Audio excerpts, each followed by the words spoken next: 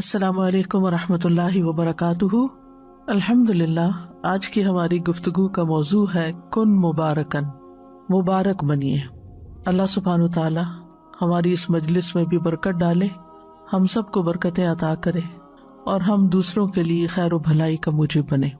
حقیقت یہ ہے کہ ہم میں سے ہر شخص یہ شوق رکھتا ہے، یہ امید رکھتا ہے، یہ تمنا رکھتا ہے کہ ہم مبارک بنے، ہم میں برکتیں ہوں، ہمارے گھر والوں میں برکتیں ہوں، ہماری رزق روزی میں برکت ہو، ہماری اولاد میں برکت ہو، ہمارے کام میں برکت ہو۔ لیکن یہ کس طرح ممکن ہے؟ یہ کیسے ہو سکتا ہے؟ اس کے لیے کیا کیا جائے کہ ہم جہاں کہیں بھی ہوں بابرکت ہوں؟ جیسا کہ اللہ سبحانہ وتعالی نے سورۃ مریم میں مسیح علیہ السلام کے بارے میں کہا، اس نے کہا بے شک میں اللہ کا بندہ ہوں، اس نے مجھے کتاب دی اور مجھے نبی بنایا اور مجھے بابرکت بنایا۔ جہاں بھی میں ہوں، جہاں بھی ہوں، گھر میں ہوں، گھر کے باہر ہوں، بابرکت ہوں، اور مجھے نماز اور زکوٰۃ کی وصیت کی جب تک میں زندہ رہوں۔ تو اللہ تعالیٰ ہمیں بھی جہاں بھی ہم ہوں ہمیں بابرکت بنا دے۔ ہمیں کوشش کرنی چاہیے کہ ہماری ذات، ہماری اپنی ذات کے لیے بابرکت ہو، ہم خود اپنے لیے بابرکت ہوں، برکتیں سمیٹنے والے ہوں، اپنے اہل و عیال کے لیے بابرکت بن جائیں، اپنے بہن بھائیوں کے لیے بابرکت بن جائیں، اپنے پڑوسیوں کے لیے اور اپنے دوستوں کے لیے برکت والے بن جائیں، اپنی اولاد کے لیے، اپنے گھر والوں کے لیے بابرکت بن جائیں، تمام مسلمانوں کے لیے بابرکت بن جائیں، اور ہم جہاں بھی جائیں بابرکت ہی ہوں۔ جس جگہ ٹھہریں، جس جگہ رہائش اختیار کریں، ہم سب لوگوں کے لیے خیر اور بھلائی کا باعث ہوں۔ اور اس کے لیے ہم اپنے آپ سے سوال کریں کہ ہم جہاں بھی گئے لوگوں نے ہم سے کیا فائدہ اٹھایا، ہم نے دوسروں کو کتنا فائدہ پہنچایا، کیا ہم نے کسی ضرورت مند کی ضرورت کو پورا کیا، کیا ہم نے کسی دکھی کا دکھ بانٹا، کیا ہم نے کسی کو صلہ رحمی پر ابھارا، کیا ہم نے کسی نوجوان کو والدین کی فرما برداری اور اطاعت پر قائل کیا، ہماری ذات سے کسی کو کیا فائدہ پہنچا۔ اگر تو فائدہ پہنچا تو سمجھے آپ مبارک ہیں، آپ کے ذریعے دوسروں تک خیر پہنچی، اور اگر آپ کے ذریعے وہاں شر پھیلا، فتنہ پھیلا، لوگوں کو تکلیف پہنچی، لوگوں کی زندگیوں میں مشکلات آئی، مصیبتیں آئیں، تو گویا آپ مبارک نہیں، آپ نحوست کا باعث ہیں۔ ہر شخص جب وہ کسی سے ملتا ہے یا کسی مجلس میں جاتا ہے تو وہاں سے یا خیر سمیٹ کے آتا ہے یا پھر اپنی ہی وجہ سے اپنے لیے نحوست کا باعث بنتا ہے۔ ابو موسیٰ اشعری سے روایت ہے، انہوں نے کہا کہ رسول اللہ صلی اللہ علیہ وسلم نے فرمایا، نیک ساتھی اور برے ساتھی کی مثال کستوری والے اور لوہار کی بھٹی کی سی ہے۔ کستوری والے یعنی خوشبو والے کی طرف سے تجھے کوئی چیز معدوم نہ ہوگی، نہیں کمی نہ ہوگی، یا تو اس سے کستوری خریدے گا یا اس کی خوشبو ہی پالے گا۔ اس کے برعکس لوہار کی بھٹی تیرا بدن یا تیرا کپڑا جلا دے گی، یا اس سے تو بدبودار ہو کر آئے گا، یعنی اس کا دھواں تجھے پہنچے گا۔ تو جہاں تک خوشبو لینے والے کا تعلق ہے یا جس سے خوشبو ملی آپ کو، تو وہ بابرکت ہے، مبارک ہے، اور جو بھٹی پھونکنے والا ہے تو وہ نحوست والا ہے، یعنی اس سے لوگوں کو دھواں ہی پہنچتا ہے اور اس سے لوگوں کو تکلیف ہی پہنچتی ہے۔ تو ہمیں یہ دیکھنا چاہیے کہ ہم بھٹی جھونکنے والے ہیں، فتنے کی آگ بھڑکانے والے ہیں، لوگوں کو بدمزہ کرنے والے ہیں، لوگوں کو ہرٹ کرنے والے ہیں، یا انہیں کوئی خیر پہنچانے والے ہیں۔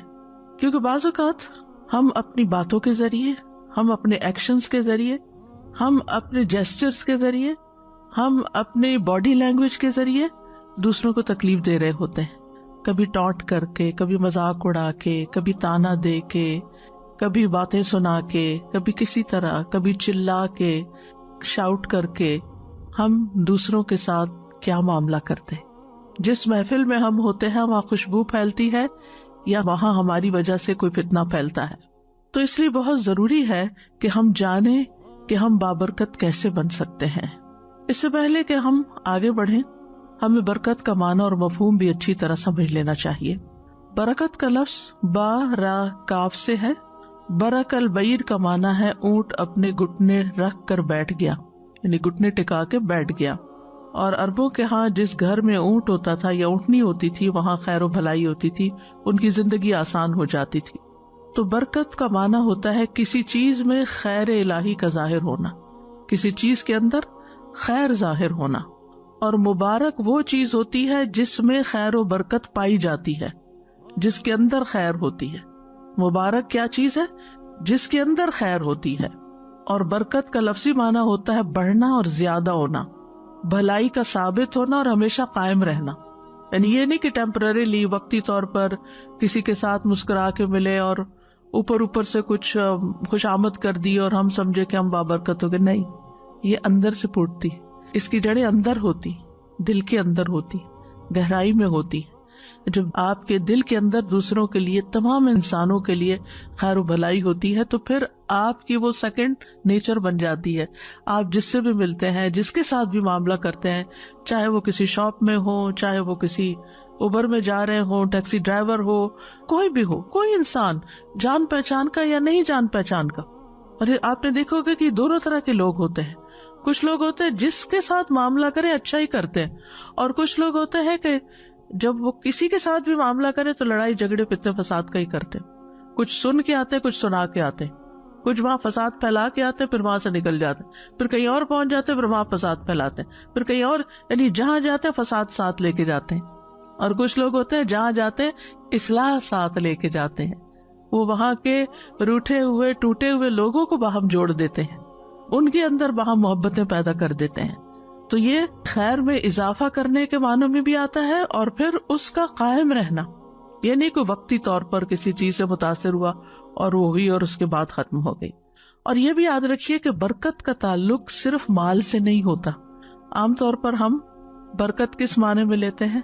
مال میں، یعنی یہ چیز بہت بابرکت ہے.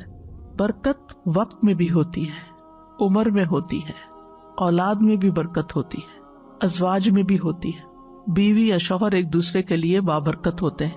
اور پھر جسم کے اندر کیا ہوتی ہے کہ اللہ تعالیٰ جسم کو صحت مند اور عافیت کے ساتھ رکھے. اولاد کی برکت کیا ہے کہ اولاد کو اللہ تعالیٰ نیک بنائے. بیوی کی یا شوہر کی برکت کیا ہے کہ ان سے ہماری آنکھیں ٹھنڈی ہو، ان سے ہمیں خوشی حاصل ہو، ان سے ہمیں سکون ملے. اپنی ذات کے اندر برکت کیا ہے کہ ہمارے دلوں کے اندر ایک اطمینان ہو، ایک راحت ہو، ایک سکینت ہو. اللہ تعالیٰ کی طرف سے برکت یہ ہے کہ اللہ تعالیٰ ہماری بیزاری اور ہماری ٹینشن اور ہماری انگزائٹی کو ختم کر دے. اسی طرح جسم کو آفات اور تکلیفوں اور بیماریوں سے دور کر دے. یہ ساری کی ساری برکتیں ہی ہوتی ہیں. اور عمر کی برکت کیا ہے کہ انسان اپنی زندگی میں بہت سے نیکی کے کام کر جائے اور بہت لوگوں کو فائدہ پہنچا جائے. اور وقت کی برکت کیا ہے کہ انسان تھوڑے وقت میں بھی بہت سا خیر کا کام کر لے، بہت سی نیکی کے کام کر لے، اس کا وقت اور زندگی ضائع ہونے سے بچ جائے. پھر اسی طرح کچھ جگہ بابرکت ہوتی ہیں، جیسے بیت اللہ، حرم شریف، مدینہ، مسجد نبوی. ان اول بیت وضع للناس للذی ببکۃ مبارکا وہدی للعالمین، جیسا کہ سورۃ آل عمران میں آتا ہے، بے شک پہلا گھر جو لوگوں کے لیے مقرر کیا گیا یقیناً وہی ہے جو مکہ میں ہے، بہت بابرکت اور جہانوں کے لیے ہدایت. یعنی کتنی زیادہ مخلوق وہاں سے فائدہ اٹھاتی. کیا فائدہ ہوتا ہے؟ اب ذرا برکت کا معنی سمجھیے. وہاں جا کے آپ ایک نماز پڑھتے ہیں، 1,00,000 نمازوں کا سب، یہ ہے برکت. اس کو کہتے ہیں برکت. نماز وہی ہے جو آپ اپنے گھر میں بھی پڑھتے ہیں، لیکن آپ نے وہاں جا کے پڑھی، وہ جگہ بابرکت ہے. آپ کی ایک نماز 1,00,000 کے برابر لکھی گئی. یہ ایسے ہی ہے کہ آپ کہیں بزنس کرتے ہیں تو آپ کو 1% پروفٹ ہوتا ہے، اور کہیں کرتے ہیں تو آپ کو 100,000% پروفٹ ہو جائے، تو وہ بزنس آپ کے لیے بہت بابرکت ہوا جس میں آپ کا پروفٹ بڑھ گیا. اسی طرح مکہ کے علاوہ مدینہ کی بھی برکتیں ہیں. رسول اللہ صلی اللہ علیہ وسلم نے دعا کی تھی، اے اللہ، تیرے خلیل اور تیرے بندے اور تیرے نبی ابراہیم علیہ السلام نے تجھ سے اہل مکہ کے لیے دعا مانگی تھی، اور میں محمد جو کہ تیرا بندہ، تیرا نبی اور تیرا رسول ہے، میں تجھ سے اہل مدینہ کے لیے اسی طرح دعا مانگ رہا ہوں جیسی ابراہیم علیہ السلام نے اہل مکہ کے لیے مانگی. ہم تجھ سے مانگتے ہیں کہ تو انکساء یعنی پیمانے، مد یہ بھی پیمانہ ہے، اور پھلوں میں برکت عطا فرما. اے اللہ، ہماری نظروں میں مدینہ کو بھی اسی طرح محبوب بنا دے جیسے مکہ مکرمہ کی محبت ہمیں عطا فرمائی، اور یہاں کی وباؤں کو خم کی طرف منتقل کر دے. اے اللہ، میں مدینہ کے دونوں کناروں کے درمیان کی جگہ کو حرم قرار دیتا ہوں جیسے تو نے ابراہیم علیہ السلام کی زبانی مکہ مکرمہ کو حرم قرار دیا. تو حرم سارے کا سارا مکہ کا ہو یا مدینہ کا ہو، یہ دونوں ہی بابرکت جگہ ہیں، کیونکہ حرم میں پڑھی یہ نماز بعض علماء کے نزدیک صرف مسجد حرام کے اندر نہیں، حرم میں جس جگہ بھی آپ نماز پڑھیں گے آپ کو لاکھ نمازوں کا ثواب ملے گا۔ ہاں مسجد میں آپ پڑھتے ہیں تو مسجد کی نماز 27 گنا زیادہ ہے، لہٰذا وہ 27 لاکھ بن جائے گا، یعنی اور زیادہ فائدہ ہوگا۔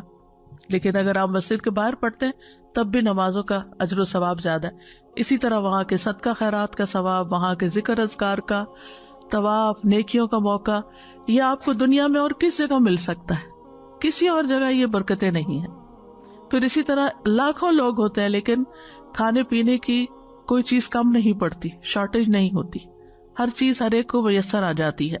پھر اسی طرح موسیٰ علیہ السلام کی طرف جس جگہ پر وحی کی گئی تھی اس کو بھی اللہ تعالیٰ نے بابرکت قرار دیا۔ سورۃ القصص میں آتا ہے کہ اس بابرکت قطعے میں ایک درخت سے آواز دی گئی، یعنی وہ بابرکت علاقہ تھا جہاں ایک درخت تھا، اس درخت سے آواز دی گئی۔ پھر اسی طرح اللہ تعالیٰ نے زیتون کے درخت کو مبارک درخت کا نام دیا ہے۔ سورۃ النور میں آتا ہے وہ چراغ ایک مبارک درخت زیتون سے روشن کیا جاتا ہے جو نہ مشرقی ہے نہ مغربی۔ اور زیتون کے درخت کی برکت بھی آپ کو معلوم ہے کہ اس کی چھال، کھال، اس کا پھل، اس کی گٹلی، اس کے پتے، ہر چیز بے پناہ فائدے کی ہے، خیر ہی خیر پھوٹتی ہے اس کے اندر سے۔ اسی طرح آسمان سے نازل ہونے والی بارش کو بابرکت قرار دیا گیا۔ سورۃ قاف میں آتا ہے اور ہم نے آسمان سے ایک بہت بابرکت پانی اتارا۔ اب برکت کا معنی سمجھ رہے ہیں نا آپ، یعنی کہ زیتون کے درخت کی کیا کیا برکتیں ہیں، اب اس پانی کی کیا ہے۔ سبحان اللہ، جب یہ پانی مری ہوئی زمین کے اوپر پڑتا ہے تو زمین کس طرح ہری ہو جاتی، اس میں انسانوں کی خوراک اور اس میں جانوروں کی خوراک، اور اس سے پوری فضا دھل جاتی ہے اور ہر چیز کے اندر ایک خوبصورتی آ جاتی ہے اور زمین اپنے خزانے اگلنے لگتی ہے۔ یعنی ایک آرٹیفیشل طریقے سے آپ اریگیشن کرتے ہیں تو اس کے اور اثرات ہوتے ہیں، لیکن آسمان سے جو پانی اترتا ہے، یعنی مثلاً آپ نے اگر کسی ایسے علاقے میں رہائش اختیار کی ہو جہاں بارشیں کم ہوتی ہیں تو وہاں لوگ اپنے گارڈنز وغیرہ کو ویسے پانی لگاتے رہتے ہیں، تو ان پودوں کا جو رنگ ہوتا ہے اس کی وہ خوبصورتی نہیں ہوتی، لیکن اگر ایک بارش ہو جائے تو اس کے بعد وہی پودے لش گرین نظر آتے ہیں، یعنی ان کا رنگ ہی بدل جاتا ہے، ان کا روپ بدل جاتا ہے۔ یہ برکت ہے، یہ اس پانی کی برکت ہے جو اوپر سے آیا ہے، ورنہ پانی تو وہ پانی بھی ہے جو زمین سے نکلتا ہے یا دریاؤں کی شکل میں بہتا ہے۔ تو یہ ہوتی ہے برکت، ایک ہی چیز اب، لیکن ایک کی خیر کچھ اور ہے اور ایک کی خیر کچھ اور۔ ایسے ہی بندوں میں سے کچھ بندوں کی خیر اور طرح کی ہوتی ہے اور کچھ بندوں کی خیر اور طرح کی ہوتی ہے، کوئی برکت میں زیادہ ہوتا ہے، کوئی برکت میں کم ہوتا ہے۔ اسی طرح قرآن جس رات اترا وہ رات بھی بابرکت ہے۔ سورۃ الدخان میں اللہ تعالیٰ فرماتے ہیں بے شک ہم نے اسے ایک بہت بڑی برکت والی رات میں اتارا۔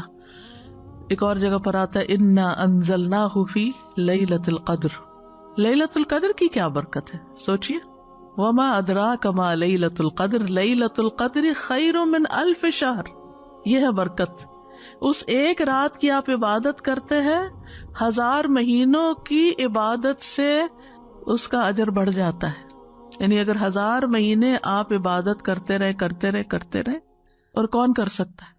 1000 مہینے 80+ کچھ ایئرز بنتے ہیں، 80+ ایئرز تو زندگی بھی نہیں ہوتی ہماری، بہت کم لوگ، کیونکہ نبی صلی اللہ علیہ وسلم کی امت کی عمریں جو ہے 60 اور 70 کے بیچ میں ہیں جو ایوریج ہیں، اور بہت کم لوگ 70 سے اوپر جاتے ہیں، تو 80 سے اوپر تو بہت ہی کم، اور اگر جائیں بھی تو اپنا بھی ہوش نہیں رہتا کیا عبادت کرنی، عبادت کس طرح کی ہوگی۔ لیکن اگر کسی کو وہ ایک رات نصیب ہو جاتی، ایک رات، تو وہ اتنا بڑا اجر کما لیتا، اور جس کو ہر سال وہ نصیب ہو وہ کتنا بڑا خوش قسمت ہوگا۔ اور قیامت کے دن وہ اعمال نامے میں وہ ہزاروں سالوں کی عبادت، پہلی امتوں کی عمریں لمبی ہوتی تھی لیکن امت محمد صلی اللہ علیہ وسلم کی عمر کم ہے، لیکن ان کو یہ جو نعمتیں دی گئی ہیں قرآن مجید کی شکل میں، یا یہ رات یا یہ حرم اور یہ مختلف چیزیں، اس کی وجہ سے ان کی تھوڑی عبادت بھی بہت بڑی ہو گئی، اور خوش قسمت تھا وہ جو ان ساری برکتوں سے فیضیاب ہو۔ پھر بذات خود قرآن مجید ایک بابرکت کتاب ہے۔ سورۃ الانعام میں اللہ تعالیٰ فرماتے ہیں اور یہ ایک کتاب ہے جسے ہم نے نازل کیا، بڑی برکت والی ہے، بس اس کی پیروی کرو اور بچ جاؤ تاکہ تم پہ رحم کیا جائے۔ تو قرآن برکت والی کتاب، بابرکت ہستی کی طرف سے آیا۔ تبارک الذی بیدہ الملک بہت بابرکت ہے وہ جس کے ہاتھ میں ساری کائنات کی بادشاہت ہے، یعنی اللہ سبحانہ تعالیٰ کی طرف سے۔ بابرکت فرشتے یعنی جبریل علیہ السلام لے کر آئے، بابرکت رات میں آیا، بابرکت نبی پر آیا، بابرکت امت کے لیے اتارا گیا۔ امت بابرکت کیوں ہے کہ کم عمر کے باوجود زیادہ نیکیاں کمانے کے مواقع ہیں اس کے پاس، اور قرآن مجید جو ہے ہر اعتبار سے بابرکت ہے۔ خواہ آپ صرف اس کی ریڈنگ کریں، ہر حرف پر 10 نیکیاں ملتی جائیں گی، اور اگر آپ اس کو سمجھ کر پڑھیں گے تو آپ کا دل روشن ہو جائے گا، ثواب الگ ملے گا، سینہ کھل جائے گا، شرح صدر ہو جائے گا، مختلف قسم کی علوم کی راہیں کھل جائیں گی۔ یعنی یہ تو الگ پورا ایک موضوع ہے کہ انسان قرآن کی برکتوں پر بات کرے، کیونکہ قرآن سے ظاہری اور معنوی دونوں طرح کی شفا بھی حاصل ہوتی ہے۔ یعنی معنوی شفا تو یہ دلوں کی شفا ہے، یعنی وہ بیماریاں جو شکوک و شبہات اور شہوات، خواہشات، ڈیزائرز کی شکل میں انسان کے دل کے اندر جمی ہوئی ہوتی ہیں، تو قرآن مجید ان کا علاج کرتا ہے، انسان کے اندر اعتدال پیدا کر دیتا ہے، شک کو یقین میں بدل دیتا ہے، اور اسی طرح شہوات اور ڈیزائرز کو ختم کر کے یا چینلائز کر کے ان سب کو ایک ڈائریکشن دے دیتا ہے کہ جو دوسروں کے لیے پھر ہارمفل نہیں بنتی، اور خود انسان کے اپنے لیے بھی۔ انسان کے اندر اخلاص کا جذبہ پیدا ہو جاتا ہے جس سے انسان کی شہوات کا علاج ہوتا ہے۔ اور کتنے ہی لوگ ایسے ہیں کہ جو صرف اس کلام کے پڑھنے سے شفا پاتے ہیں، یعنی جیسے دم وغیرہ ہوتا ہے اور جنات اور خبیث ارواح جو ہے ان کو بھگایا جاتا ہے، یا کئی ایسی بیماریاں جو لا علاج ہوتی ہیں جن کو کوئی میڈیکل سائنس ڈائگنوز بھی نہیں کر پاتی، ان بیماریوں کا علاج بھی قرآن مجید کے اندر ہے۔ اور ظاہری شفا میں جو ظاہری بیماریاں انسان کے اندر ہوتی ہیں، یعنی لا علاج مریض بعض اوقات قرآن کے ذریعے شفا پا جاتے ہیں، اس کو پڑھنے کے ذریعے، اس کے دم کے ذریعے، مختلف طریقے سے جو علاج کیے جاتے ہیں۔ پھر اسی طرح نبی صلی اللہ علیہ وسلم کی ذات بابرکت تھی، اللہ نے آپ میں خاص برکت ڈالی، اور اسی وجہ سے صحابہ جو تھے وہ آپ کی برکت حاصل کرنے کا بڑا شوق رکھتے تھے۔ وہ آپ کا پسینہ اکٹھا کرتے، آپ کا لعاب لیتے، اور آپ جو تعلیم دیتے، ان سب چیزوں کا وہ شوق رکھتے تھے، کیونکہ انہیں پتا تھا کہ اس میں برکت ہے۔ اور اس میں ہم نبی صلی اللہ علیہ وسلم کے جب معجزات پڑھتے سیرت کی کتابوں میں، تو اس میں آپ دیکھیں کہ حدیبیہ کے موقع پر ہی 1400 لوگوں کے لیے جو پانی کی کمی ہوئی، تو کس طرح آپ نے اپنا لعاب ڈال کے پانی کے اندر، تو سب لوگ سیراب ہو گئے، تفصیلات آپ کو معلوم ہیں۔ پھر اسی طرح آپ نے اپنا ہاتھ پانی کے اندر رکھا تو یوں لگ رہا تھا جیسے انگلیوں کے اندر سے پانی نکل رہا ہے، اس پانی کی کمی پوری ہو گئی۔ پھر اسی طرح یہ ہے کہ مسلمان بھی جو واقعی مسلمان ہو وہ بابرکت ہوتا ہے، یعنی جس انسان کی نیت اچھی ہو، جس کے اندر تقویٰ ہو، جس کے اندر اخلاص ہو، جو اپنا تزکیہ کرنے کی فکر میں رہتا ہو، جس کے اندر تکبر نہ ہو، غرور نہ ہو، حسد نہ ہو، بری بیماریاں نہ ہو، تو وہ انسان بھی بابرکت ہوتا ہے۔ عبداللہ بن عمر کہتے ہیں ایک مرتبہ ہم نبی صلی اللہ علیہ وسلم کی خدمت میں موجود تھے، آپ کے پاس کھجور کا گودا لایا گیا۔ نبی صلی اللہ علیہ وسلم نے فرمایا، درختوں میں سے ایک درخت ایسا ہے جس کی برکت مسلمانوں کی برکت جیسی ہے۔ میں نے خیال کیا کہ آپ کا اشارہ کھجور کے درخت کی طرف ہے۔ میں نے سوچا کہہ دوں اے اللہ کے رسول، یہ کھجور کا درخت ہے صلی اللہ علیہ وسلم۔ لیکن جب میں نے ادھر اور دیکھا تو میں نے دیکھا کہ مجلس میں میرے علاوہ 9 لوگ اور بیٹھے ہیں، اور وہ سب بڑے ہیں مجھ سے، میں چھوٹا تھا، تو اس لیے میں خاموش رہا، یعنی ادب میں۔ تو آپ نے فرمایا وہ درخت کھجور کا ہے۔ سورۃ قاف میں اس کھجور کے درخت کے بارے میں آتا ہے، وَالنَّخْلَ بَاسِقَاتٍ لَهَا طَلْعٌ نَضِيدٌ، اور کھجور کے درخت لمبے لمبے جن کے تہ بتہ خوشے ہیں، یعنی دیکھنے میں بھی بہت ایلیگنٹ ہے، بہت خوبصورت ہے، اور جب پھل آتا ہے، آج کل آپ دیکھیں وہ کچی کھجور کے جو آتے ہیں شاخیں، کتنے خوبصورت وہ اس کے اوپر لگے ہوئے ہوتے ہیں جیسے کوئی موتی پروئے ہوئے ہوں۔ اور قرآن مجید میں بھی سورۃ ابراہیم میں اس درخت کے بارے میں آتا ہے، مثل کلمۃ طیبۃ کشجرۃ طیبۃ اصلها ثابت وفرعها فی السماء تؤتی اکلها کل حین باذن ربها ویضرب اللہ الامثال للناس لعلہم یتذکرون۔ پاکیزہ کلمے کی مثال، یعنی جب ایک مومن پڑھتا ہے تو اس کی مثال ایک پاکیزہ درخت کی طرح ہے جس کی جڑ مضبوط ہے، جس کی چوٹی آسمان میں ہے، وہ اپنا پھل اپنے رب کے حکم سے ہر وقت دیتا ہے، اور اللہ لوگوں کے لیے مثالیں بیان کرتا ہے تاکہ وہ نصیحت حاصل کریں۔ یہ مثال اللہ نے کیوں بیان کی کہ جس طرح کھجور کا درخت بابرکت درخت ہے، مومن ایسے ہی ہے۔ کھجور کے درخت کا کوئی حصہ ضائع نہیں جاتا، کھجور کا درخت باقی درختوں کے مقابلے میں ہلکا ہوتا ہے، اس کا تنا زمین پہ بھاری نہیں ہوتا، یعنی کسی پہ بوجھ نہیں ہوتا. اسی طرح اس کی شاخیں جو ہے وہ بھی کام آتی ہیں. پھر اسی طرح اس کے پھل جو ہیں، اس کی جڑیں جو ہیں، ہر جز میں، حتیٰ کہ گٹلیاں، سب چیزوں کے اندر افادیت ہے. یعنی کھجور کے پھوٹنے سے لے کر خشک چواروں تک ہر شیپ میں، ہر سٹیج پر اس سے فائدہ اٹھایا جا سکتا ہے. یعنی باقی پھل ہے نا، تو آپ ان سے کب فائدہ اٹھا سکتے ہیں؟ جب وہ رائپ ہو جائیں. اگر وہ کچے کھائیں گے تو آپ کے پیٹ میں درد ہو جائے. کھجور کچی بھی کھائیں تو فائدہ مند ہے. اور کھجور کی پوری شکل بننے سے پہلے اس کے اندر جو ایک پھول سمجھے آتا ہے تو وہ بھی اپنے اندر بہت سے فائدے رکھتا ہے. پھر اسی طرح گٹلیاں جیسے اونٹوں کو چارے کے طور پہ کھلائی جاتی ہیں، اور اجوا کی گٹلیاں جو ہے اس میں تو علاج بتایا جاتا ہے دل کی تکلیفوں کا، جیسے نبی صلی اللہ علیہ وسلم نے خود ریکمینڈ کیا.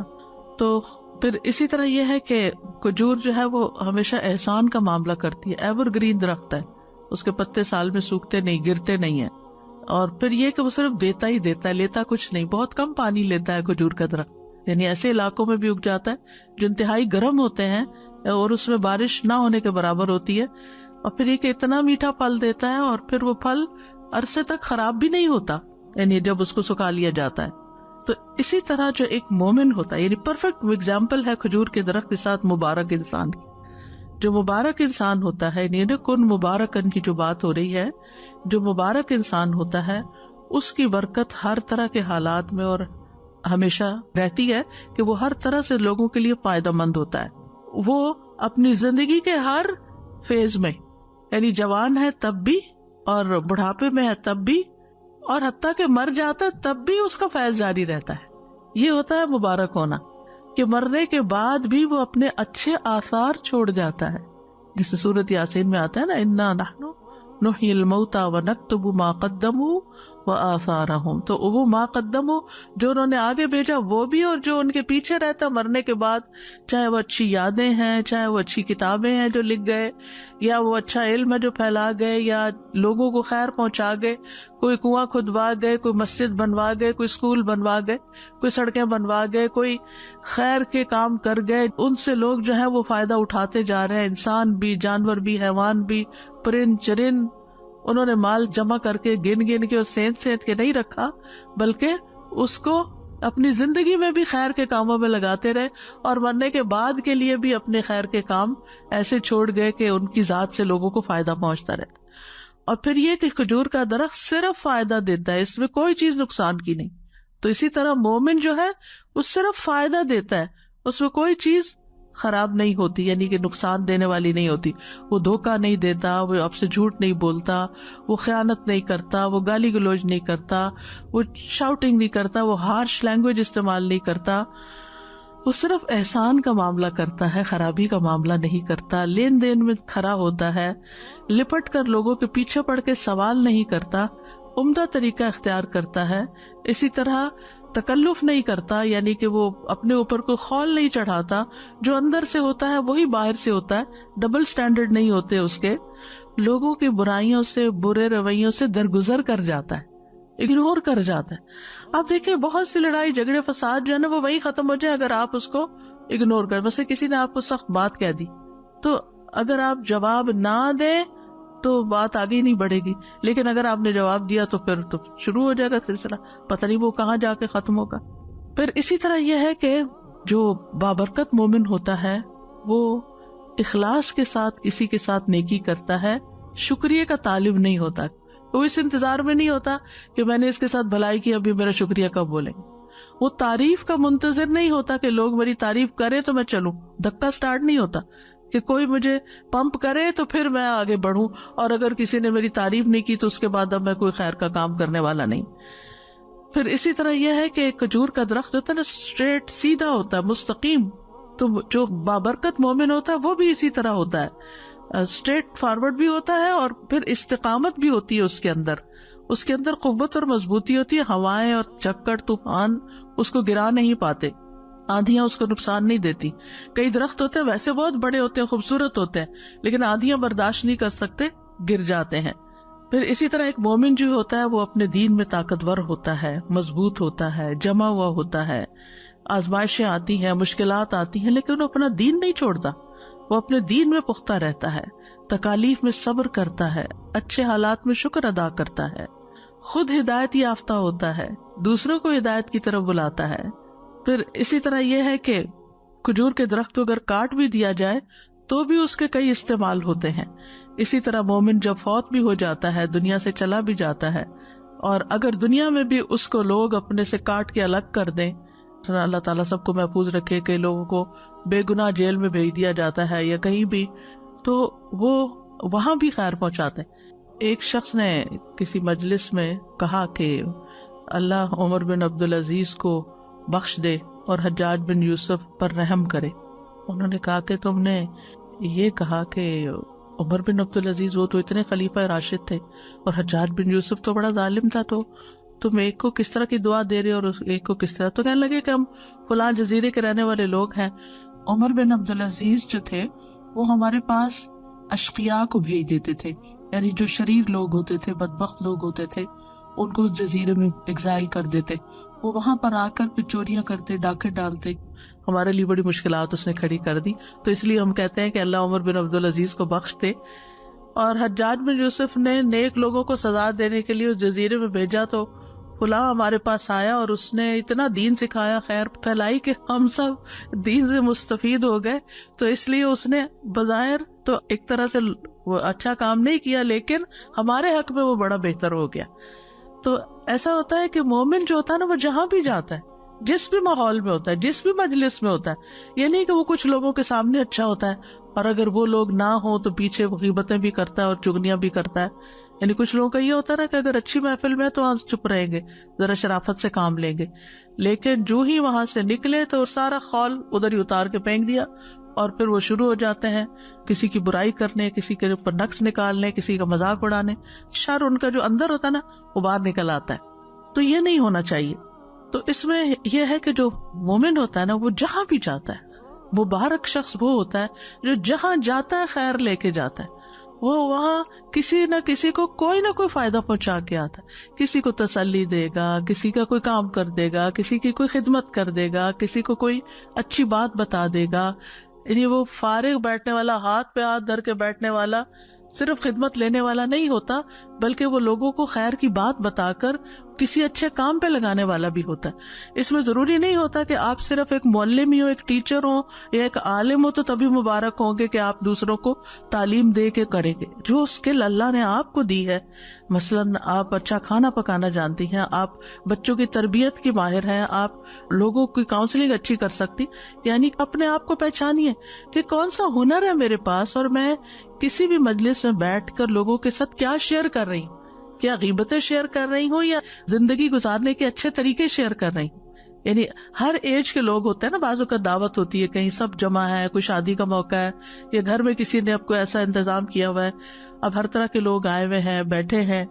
آپ نے دیکھا ہوگا کہ کچھ لوگ اٹھیں گے ہر وقت، یعنی خدمت ہی کرتے رہیں گے، کسی کو پانی لا کے دے رہے ہیں، کسی کے بچے کو اٹھا رہے ہیں، کسی کے ساتھ کوئی بھلائی کر رہے ہیں، یعنی آپ ان کو بیٹھا نہیں دیکھیں گے، وہ کچھ نہ کچھ، اور کچھ نہیں تو چیزیں ادھر ادھر جو پھینکی ہوئی ہوں گی وہ اٹھا کے صفائی کرنا شروع کر دیں گے، گھر والوں کی مدد کرنے لگیں گے، کچن میں لگ جائیں گے، سرونگ میں لگ جائیں گے، یعنی کچھ نہ کچھ کر رہے ہوں گے۔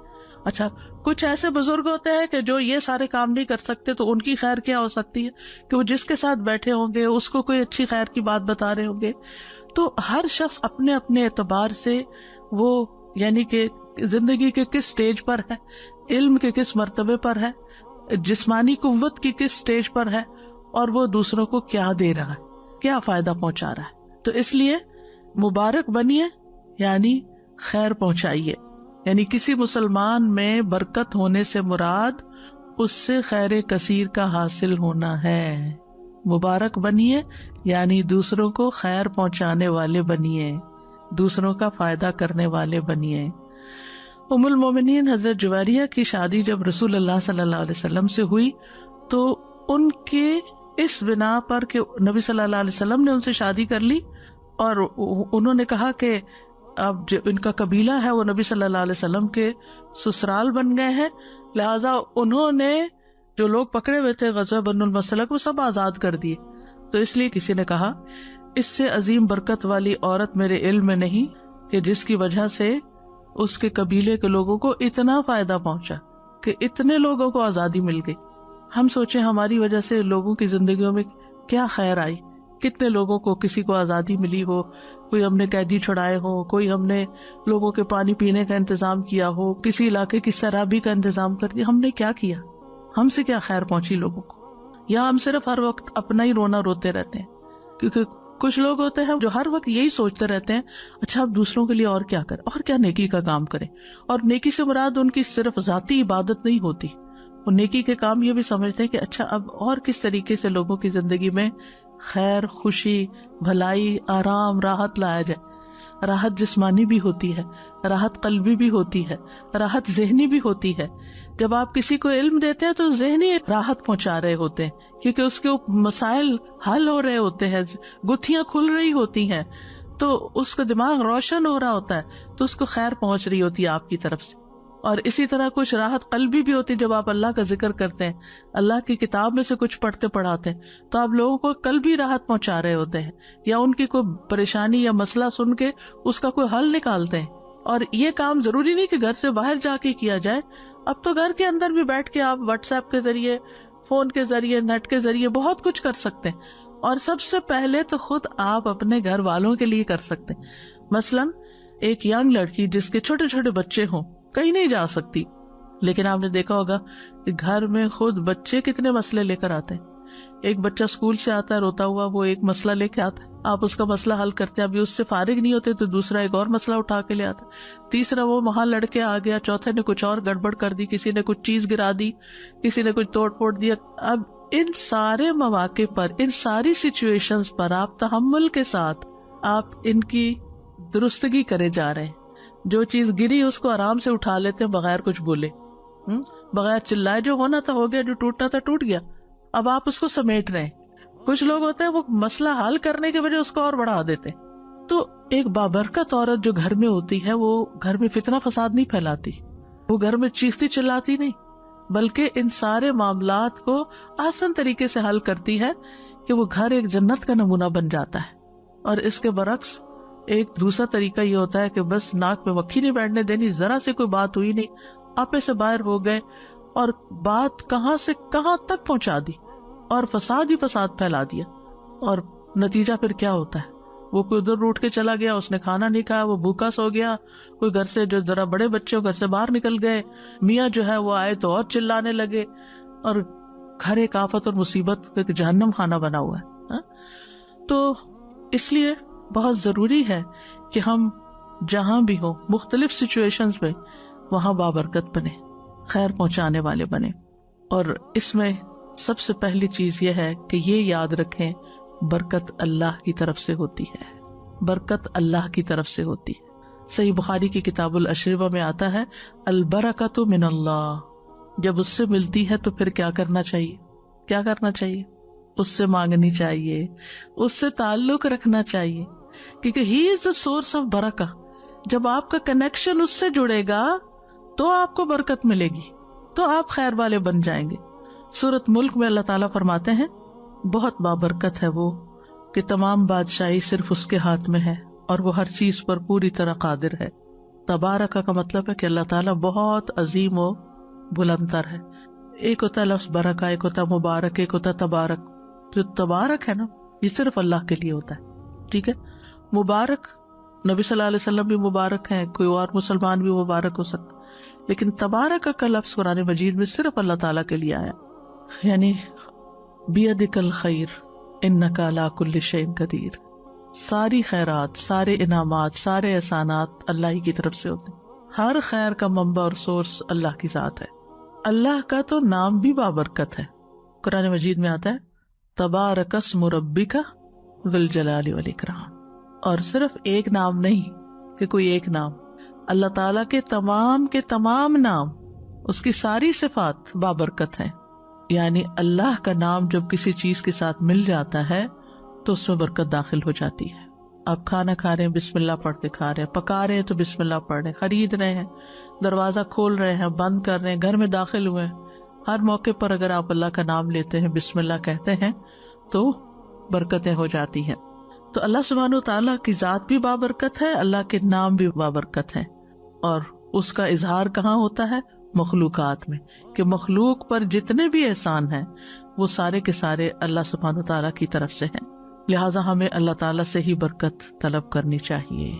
نبی صلی اللہ علیہ وسلم دعا کیا کرتے تھے، وبارک لی فیما آتیت، دعائے قنوت میں آتا ہے وبارک لی فیما آتیت، یعنی لوگوں سے آپ کو برکت نہیں ملے گی، یہ یاد رکھیے، فرق یہاں یاد رکھنا ہے۔ ہم سمجھتے ہیں یہ انسان مبارک ہے تو اس سے برکت لے لو، نہیں، انسان مبارک ہے، اس سے خیر ملے گی لیکن برکت اللہ دے گا، یہ یاد رکھیں۔ کیونکہ اگر یہ کوئی سوچے کہ اس قبر سے برکت حاصل ہو سکتی ہے یا اس انسان سے ہو سکتی ہے تو یہ شرک ہوتا ہے۔ برکت صرف اللہ سے ملتی ہے، انسان کو اللہ ہی سے طلب کرنا چاہیے۔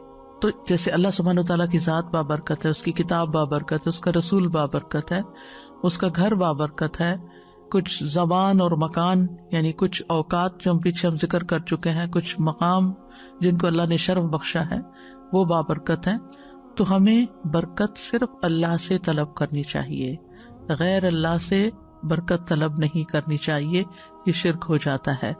اگر ہم یہ سمجھے کہ فلاں شخص برکتیں بانٹتا ہے تو یہ درست نہیں ہوگا، یعنی کسی کے اقوال یا افعال یا اشخاص سے برکت نہیں ہوگی، اللہ ہی برکت کا سبب ہے اور وہی برکت دینے والا ہے۔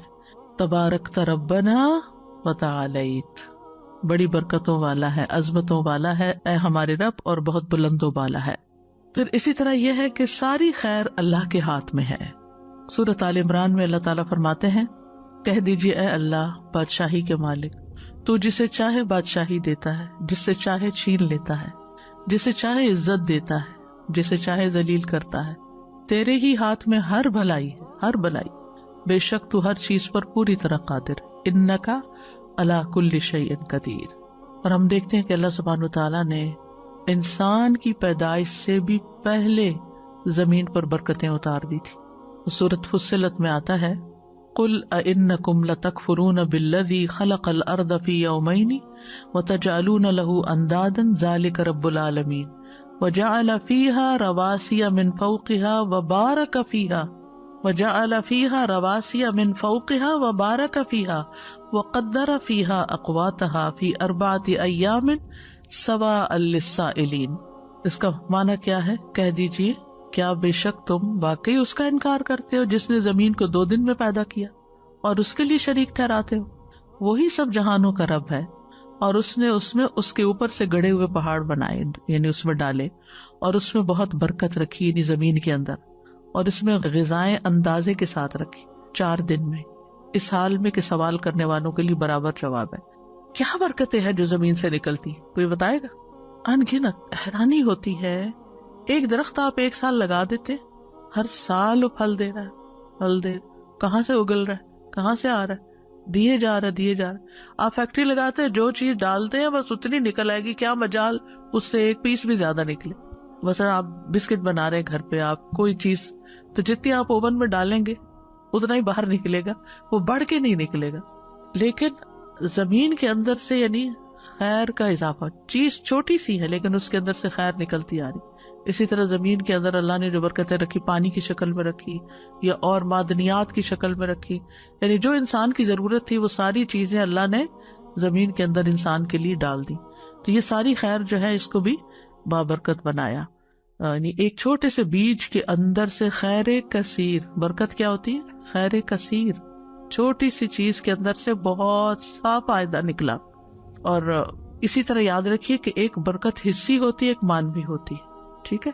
حصی برکت کیا ہے کہ وہ بظاہر آپ کو نظر آ رہی ہے چیز کہ بہت بڑھ گئی ہے، ٹھیک ہے نا؟ اور ایک یہ ہے کہ بظاہر آپ کو وہ نظر نہیں آ سکتی لیکن وہ ہوتی ہے۔ مثلا ایک دن ہوتا ہے آپ کے پاس جس میں آپ کے سارے کام، ٹائم وہی ہوتا ہے، سارے کام پورے ہوتے ہیں، آپ کہتے ہیں سب کچھ پورا ہو گیا۔ اور ایک دن وہ ہوتا ہے کہ آپ ہار جاتے ہیں، یعنی ایک پرسنل ایکسپیرینس ہے کہ اگر آپ دن کا آغاز جو ہے نا وہ قرآن سے کرتے ہیں نا، اذکار سے کرتے ہیں، تو اس وقت ویسے تو انسان کو یہ ہوتا ہے کہ یہ بھی کام ہے، وہ بھی کام ہے، یہ بھی کرنا ہے، وہ بھی کرنا ہے، تو پورا نہیں پڑے گا، پھر قرآن بعد میں پڑھ لوں گی، نہیں، یعنی آپ تھوڑا پہلے اٹھ جائیں۔ یعنی اگر آپ کے بچے چھوٹے ہیں، آپ ان کو اسکول بھیجنے والے، ابھی تو شکر ہے وہ پہ مسئلے حل ہے کافی حد تک، لیکن یہ کہ اگر آپ کے کچھ ایسے کام ہیں جو اسی وقت آپ کو جلدی کرنے ہیں، تو اس جلدی سے پہلے تھوڑا سا اور اس ٹائم کو آپ تلاوت اور اذکار میں اگر لگائیں گے تو آپ دیکھیں گے باقی دن میں لازماً برکت ہو جائے گی. ٹائم وہی ہوگا، آپ کے کام پورے ہو جائیں گے. اللہ سبحانہ وتعالیٰ نے انبیاء کے گھروں پر اپنی برکتیں نازل کی. سورۃ ہود میں آتا ہے، ابراہیم علیہ السلام کے بارے میں آتا ہے سورۃ ہود ہی میں، اللہ کی رحمت اور اس کی برکتیں ہوں تم پر اے گھر والو. نوح علیہ السلام جب اترے کشتی سے تو کہا گیا اے نوح اتر جا ہماری طرف سے عظیم سلامتی اور بہت سی برکتوں کے ساتھ. تھوڑے سے لوگ رہ گئے تھے. اب سوچئے چند لوگ تھے جو ان کے ساتھ کشتی پہ سوار ہو، ہم سب ان کی اولاد ہے. کیسی برکت ہوئی پھر ان کی اولاد، یعنی وہ آدم ثانی، اسی لیے ان کو کہا جاتا ہے نا، یعنی آدم علیہ السلام کی اولاد میں سے اس طوفان میں زیادہ تو ڈوب گئے تھے، مر گئے تھے، باقی تو تھوڑے سے بچے تھے، لیکن وہ برکتیں لے کے اترے تھے، پھر وہ پھیل گئے. یعنی بڑھنا اور زیادہ ہونا، بس یہ جو معنی ہے نا برکت کا، یہ ذہن میں رکھیے. اور پھر ابراہیم علیہ السلام کے گھرانے پر کیا برکتیں ہوئیں. آپ کو معلوم ہے نا کہ جتنے بھی انبیاء آئے ہیں ان کے بعد سب ابراہیم علیہ السلام اور حضرت سارہ کی اولاد میں سے ہیں. ابراہیم علیہ السلام کی اولاد میں سے اسماعیل بھی ہیں، لیکن پھر دوسری طرف حضرت سارہ، ان سے حضرت اسحاق اور پھر یعقوب اور پھر ان کے بیٹے اور پھر آگے. حالانکہ ان کو الحمدللہ الذی وہب لی علی الکبر اسماعیل و اسحاق، کہ بڑھاپے میں اللہ نے ان کو اولاد دی تھی، اور اس اولاد سے پھر آگے اتنی خیر نکلی. بے شمار انبیاء اور ملوک اور برکتیں ہی برکتیں ان کی اولاد میں سے. تو جن کی اولاد ہوتی ہے ان میں اگر اتنے سارے نیک لوگ پیدا ہوں تو وہ ان کی دعائیں بھی اس میں شامل ہوتی ہیں. نبی صلی اللہ علیہ وسلم کس کی دعا کا نتیجہ ہے؟ ابی ابراہیم، میں اپنے والد ابراہیم کی دعا کا نتیجہ. تو اچھی دعائیں بھی برکتیں لاتی ہیں نا. آپ دعائیں مانگتے رہے، ہو سکتا ہے آپ دنیا میں نہ ہو، لیکن آپ اپنی اولاد میں مثلاً وہ چیزیں نہ دیکھیں، ہو سکتا آگے ان کی اولاد میں. کہیں تو پیسے بھی ہوتا ہے نا، باپ کوئی خاص دیندار نہیں ہوتا لیکن اولاد بڑی دیندار ہوتی. باپ جو ہے بہت سٹنجی ہوتا ہے، اولاد بڑی سخی ہوتی ہے. پتہ نہیں کس کی دعا تھی اوپر سے جس کا نتیجہ اب نکل رہا ہے. اور اگر کسی کی دعا تھی، وہ کسی کی دعا تھی اور اس کے نتیجے میں یہ خیر جاری ہوئی تو سارا ثواب اس تک بھی پہنچے گا. یہ برکت ہے جو بظاہر آپ کو اس وقت حصی طور پر نظر نہیں آئی، لیکن بعد میں اللہ تعالیٰ نے اس کو جاری کر دیا. نبی صلی اللہ علیہ وسلم کو بھی اللہ تعالیٰ نے برکتیں عطا کی تھی. صحابہ کہتے ہیں ایک مرتبہ ہم کسی سفر میں رسول اللہ صلی اللہ علیہ وسلم کے ہمراہ تھے کہ پانی کم ہو گیا. آپ نے فرمایا کچھ بچا ہوا پانی تلاش کرو. چنانچہ لوگ ایک برتن میں تھوڑا سا پانی لائے، آپ نے اپنا ہاتھ اس میں ڈال دیا. اس کے بعد فرمایا مبارک پانی کی طرف آؤ، اور برکت تو اللہ کی طرف سے ہے، اور برکت تو اللہ کی طرف سے. صحابی کہتے ہیں میں نے اس وقت دیکھا آپ کی انگلیوں سے پانی پھوٹ رہا تھا، اور بسا اوقات کھانا کھاتے وقت ہم کھانے میں سے تسبیح کی آواز سنتے تھے. یہ ایک الگ بات بھی ساتھ بتا دی. کھانے میں برکت، حضرت جابر کا واقعہ آپ لوگوں نے بخاری میں پڑھا ہوگا کہ جب وہ کہتے ہیں کہ ہم لوگ نبی صلی اللہ علیہ وسلم کے ساتھ خندق کی کھدائی کر رہے تھے، اور میرے پاس بکری کا ایک 6 ماہ کا بچہ تھا. میں نے دل میں سوچا کیوں نہ اسے بھون کر نبی صلی اللہ علیہ وسلم کے کھانے کا انتظام کر لوں.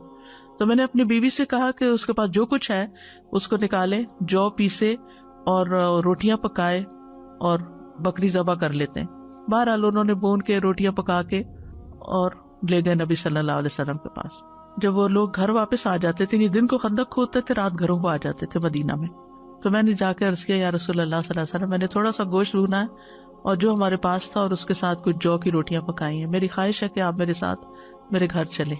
میرا ارادہ تھا کہ نبی صلی اللہ علیہ وسلم اکیلے میرے ساتھ آ جائیں، لیکن جب میں نے آپ کو ساتھ چلنے کے لیے کہا تو آپ نے فرمایا اچھا، اور ایک منادی کو حکم دیا جس نے پورے لشکر میں اعلان کر دیا کہ نبی صلی اللہ علیہ وسلم کے ساتھ جابر کے گھر چلو. میں نے اپنے دل میں انا للہ و انا الیہ راجعون پڑھا. اتنے میں نبی صلی اللہ علیہ وسلم سارے لوگ آ گئے اور آ کر بیٹھ گئے. ہم نے جو کچھ پکایا تھا وہ آپ کے سامنے لا کر رکھ دیا، جو کچھ پکایا تھا وہ آپ کے سامنے لا کر رکھ دیا. نبی صلی اللہ علیہ وسلم نے اس میں برکت کی دعا کی اور بسم اللہ پڑھ کر اسے تناول فرمایا. لوگ آتے جاتے تھے اور کھاتے تھے، حتیٰ کہ تمام اہل خندق نے سیر ہو کے کھانا کھا لی. تو اب پورا لشکر تھا اور جو پکا ہوا تھا وہ چھوٹا سا بکری کا 6 ماہ کا بچہ، کتنا گوشت ہوگا اور کتنی روٹیاں ہوگی وہ، جس سے انہوں نے سب نے کھا لیا. یہ تھی برکت. اسی طرح حضرت انس کہتے ہیں، یہ بخاری کی روایت ہے، ابو طلحہ نے ام سلیم سے کہا میں نے رسول اللہ صلی اللہ علیہ وسلم کی آواز سنی تو آپ کی آواز میں بہت کمزوری معلوم ہوئی. میرا خیال ہے آپ بہت بھوکے ہیں، تمہارے پاس کچھ کھانا ہے؟ انہوں نے کہا جی ہاں. انہوں نے جौ کی چند روٹیاں نکالی، اپنی اوڑھنی نکالی، روٹیاں اس میں لپیٹ کے میرے ہاتھ میں چھپا دی اور اوڑھنی کا دوسرا حصہ میرے جسم پہ باندھ دیا اور مجھے رسول اللہ صلی اللہ علیہ وسلم کی خدمت میں بھیجا۔ میں گیا تو آپ مسجد میں تھے، آپ کے ساتھ بہت سے صحابہ بھی تھے۔ میں آپ کے پاس کھڑا ہو گیا تو آپ نے فرمایا کہ ابو طلحہ نے بھیجا ہے؟ میں نے کہا جی ہاں۔ آپ نے فرمایا کیا کچھ کھانا دے کر؟ میں نے کہا جی ہاں۔ جو صحابہ آپ کے ساتھ اس وقت موجود تھے ان سب سے آپ نے فرمایا کہ اٹھو چلو۔ آپ تشریف لانے لگے اور میں آپ کے آگے آگے چل رہا تھا اور ابو طلحہ کے گھر پہنچ کر میں نے خبر دی۔ ابو طلحہ بولے ام سلیم، رسول اللہ صلی اللہ علیہ وسلم بہت سے لوگوں کو ساتھ لائے ہیں، ہمارے پاس اتنا کھانا کہاں ہے کہ سب کو کھلایا جا سکے۔ ام سلیم نے کہا اللہ اور اس کے رسول زیادہ جانتے ہیں۔ ابو طلحہ آگے بڑھ کر رسول اللہ صلی اللہ علیہ وسلم سے ملے، اب وہ بھی آپ کے ساتھ چل رہے تھے۔ رسول اللہ صلی اللہ علیہ وسلم نے فرمایا اے ام سلیم تمہارے پاس جو کچھ ہے لے آؤ۔ ام سلیم نے وہی روٹی لا کر آپ کے سامنے رکھ دی۔ پھر رسول اللہ صلی اللہ علیہ وسلم کے حکم سے روٹیوں کا چورا کر دیا گیا۔ ام سلیم نے کپی نچوڑ کر اس پہ کچھ گھی ڈال دیا اور اس طرح سالن ہو گیا۔ پھر آپ نے اس پر دعا کی جو بھی اللہ نے چاہا۔ پھر فرمایا 10 آدمیوں کو بلا لو، انہوں نے ایسے ہی کیا، سب نے پیٹ بھر کے کھایا۔ پھر جو وہ باہر گئے 10 اور آئے، 10 اور اس طرح جو آنے والے لوگ تھے 70 یا 80 تھے، ان سب نے یہ کھانا کھایا۔ یہ تھی برکت۔ اللہ سبحانہ وتعالی ہمارے اس علم میں برکت ڈالے اور ہم سب کو واقعی بابرکت بنا دے۔ وآخر دعوانا ان الحمد للہ رب العالمین۔